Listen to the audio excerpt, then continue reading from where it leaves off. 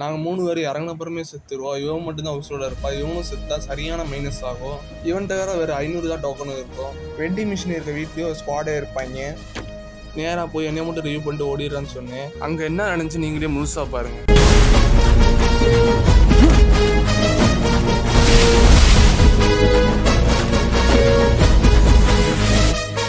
இதுக்கு அடுத்து தரமான கேம் பிளே கொடுத்து நம்மளை ரிவ்யூ பண்ணியிருப்போம். அதை நீங்களே பாருங்க.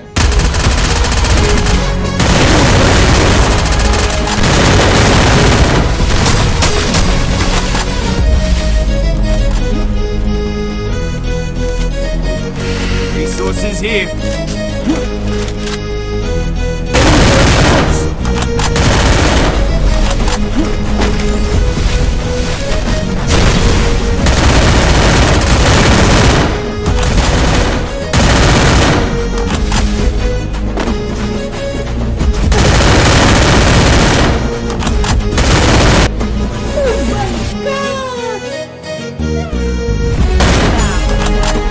Help me!